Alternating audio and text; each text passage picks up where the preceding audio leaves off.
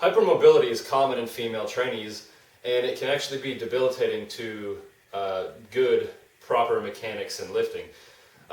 If a female has if they can hyperextend at their thoracic lumbar junction or their sacroiliac junction, that would be an indication of hypermobility, and it's something that they need to harness and control so that they can lift with proper mechanics, and thus they can lift safely.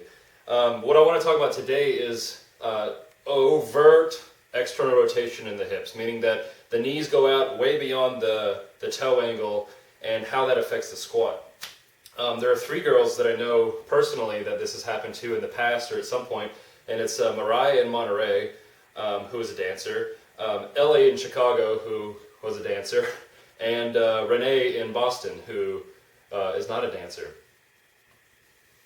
And so all 3 of these girls share a common trait in that at one point they were squatting and they would have problems with having their knees overtly pointed out. So let's talk about what that is and how we can improve upon that. So I've got my lifting shoes here so that it can kind of show you some more relevant mechanics. So let's say I'm using like kind of a more forward toe position. In a female, hopefully my scrot doesn't drop out by the way. A female, their knees, like a really hypermobile female, her knees will be able to get out way beyond what her toe angle is. And it's hard for me to do it because I'm not hypermobile. I'll get a little more narrow stance. And you can see that my foot actually comes off the ground in order to demonstrate this because I don't have that mobility.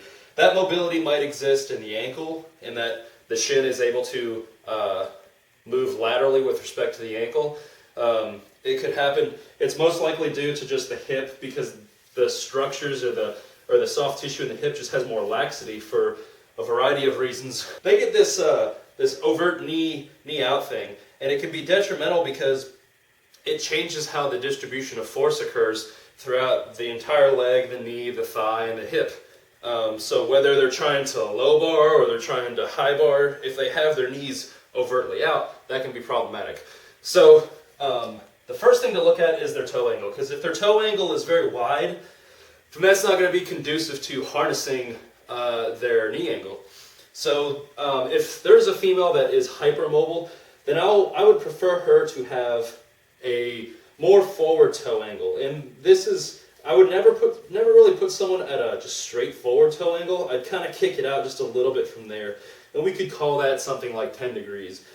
And so then I might have her squat, and if the problem still exists, because this could clear that up, if the problem still exists, then I would start cueing her to track her knees with her toes, okay? So normally, a knees out cue is just like the stock cue for anybody to get the knees way out here, because you have some females that have this problem, or even guys that have this problem where their knees will come in to the point where they will almost touch when they stand up. So a knees out cue is so common that's just yelled into the female trainee to the point where she is overly getting the knees out. So the first thing to do would be to say, let's track the knee with the toe. In congruence with that, I might even put an emphasis on making the weight on the outside of the foot, because if the weight is on the inside of the foot, then look where this knee position is, and then getting it out would be all funky. So that might be relevant, but more importantly, we're looking at tracking the knees with the toes. And so then it becomes a skill, a motor pathway. You know, the motor program of making this knee properly track on the toe and doing that chronically in a training program so that the skill, like the neuromuscular efficiency, improves of that, but also so that these structures, everywhere from the ankle to the knee and through the thigh and to the hip, actually train the musculature to work through that range of motion. Because right now it's used to a range of motion that is like this.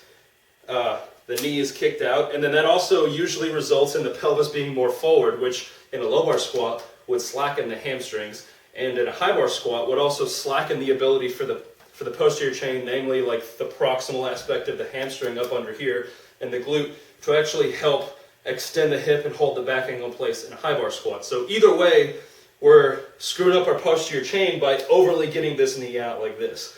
So the cue would be knees tracked on toes. And so my short cue after explaining that and possibly working it would be track knees.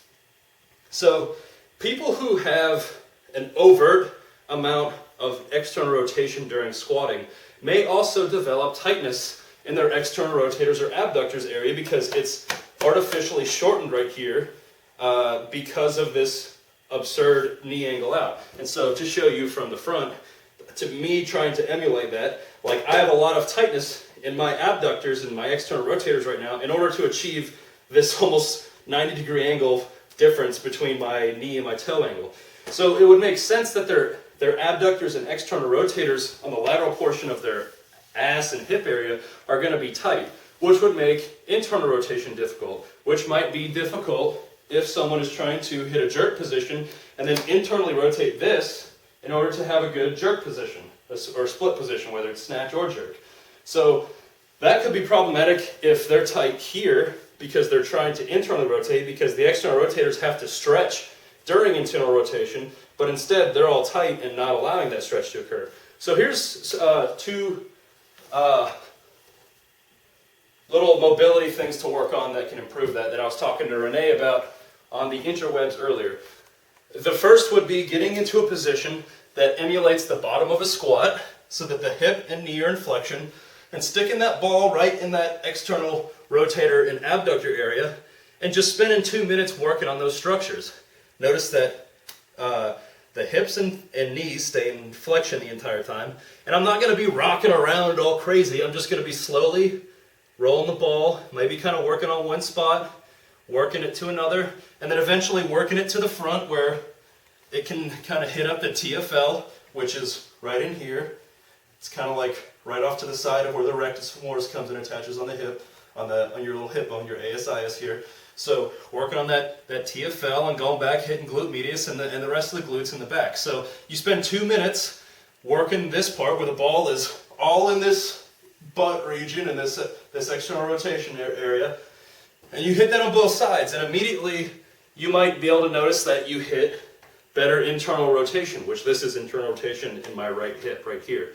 The second thing someone could do that has difficult internal rotation due to the shortening of the external rotators is that after they open that stuff up with that ball, they could come back and have anterior distraction on the hip, but then they kick their foot out to produce internal rotation here, and then they can hang out here and contract the glute just like normal, and it'll change the positioning and kind of affect the positioning of those internal rotators. And then once the glute is contracted, they can sink the hips forward and get that working through that end range of motion with the internal rotators as well as the anterior hip. So it's just a good kind of all-around work on the hips. But it started with using the ball to try and loosen up the external rotators and the abductors of the hip, and then hitting this anterior distraction with a band while in internal rotation to help stretch those internal rotators out. So that might be a way to improve internal rotation for the type of girl that has problems of being hypermobile of kicking the knees out.